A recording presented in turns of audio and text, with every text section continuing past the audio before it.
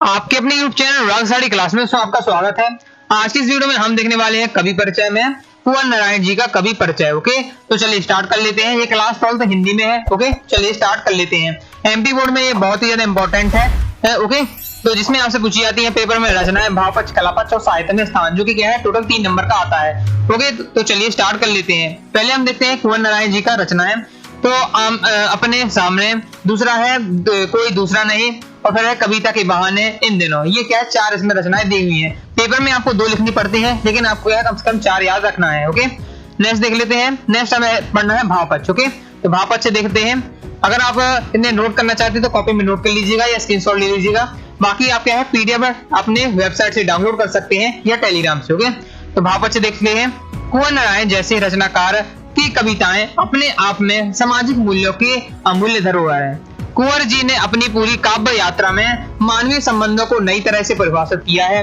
नव सामाजिक मूल्यों के प्रति उनकी निष्ठा स्पष्ट झलकती है। कुंवर जी ने अपनी कविताओं में समय समय पर सत्ता की राजनीति पर तीक्ष्ण प्रहार किए हैं। संवेदनशीलता और अहिंसा दृष्टि उनकी रचनाओं में गुथी हुई है और इसलिए उनकी काव्य संवेदन फलीभूति हुई है। इस प्रकार से इनका क्या ये है आपका कला भावपक्ष। ओके, कलापक्ष देखते हैं। ओके, जो मैं आपको दे रहा हूँ बहुत ज्यादा मटेरियल दे रहा हूँ, जितना आपको पेपर में नहीं लिखना है, फिर भी आपको जितना लाइन आपको जो सही लगती है, याद करने आपको लगती है कि मुझे याद हो जाएंगी, वो लाइन आपको सिलेक्ट करके कॉपी में लिख लेना है और अपना एक बनाना है। ओके, भावपक्ष कलापक्ष उसे आपको याद कर लेना है। ओके, मैंने इसमें मान लीजिए 7 से 8 लाइन है, तो आपको 3 से 4 लाइन आपको याद करनी है। ओके, कलापक्ष देख लेते हैं।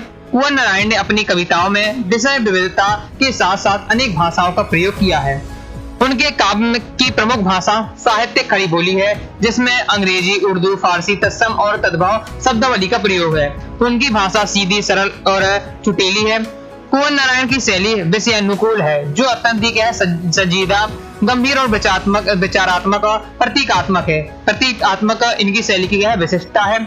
इनकी कविताओं में अलंकारों का स्वाभाविक प्रयोग हुआ है। प्रमुख रूप से अनुप्रास, यमक, उपमा, रूपक इत्यादि अलंकारों का प्रयोग आपकी कविताओं में अत्यंत प्रभावी बन पड़ी है। ओके, आपने अपने काव्य में मुख्य रूप से मुक्तक छंद का प्रयोग किया है।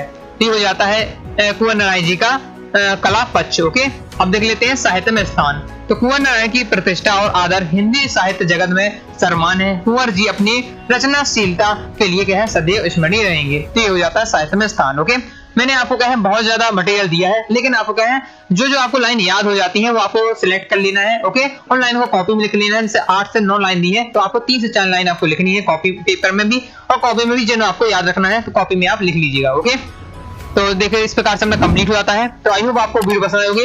वीडियो पसंद आए दोस्तों वीडियो को लाइक करके चैनल सब्सक्राइब जरूर करिएगा। कोई भी डाउट हो कमेंट बॉक्स में जरूर पूछिएगा। ओके, और साथ ही आपने टेलीग्राम को ज्वाइन कर लेना है। आपको इंस्टाग्राम, फेसबुक, ट्विटर सभी आप फॉलो कर लीजिए इन्फॉर्मेशन प्राप्त करने के लिए। वेबसाइट से आप क्या है क्लास 12 के सभी सब्जेक्ट के सभी चैप्टर के आप क्या है नोट्स प्राप्त कर सकते हैं अनुरागसाड़ीक्लासेस.com से, तो जाकर जरूर विजिट करिएगा। ऐप से आप क्या है कोर्स ज्वाइन कर सकते हैं। ओके, तो मिलते हैं दोस्तों नेक्स्ट वीडियो में, तब तक के लिए बाय बाय।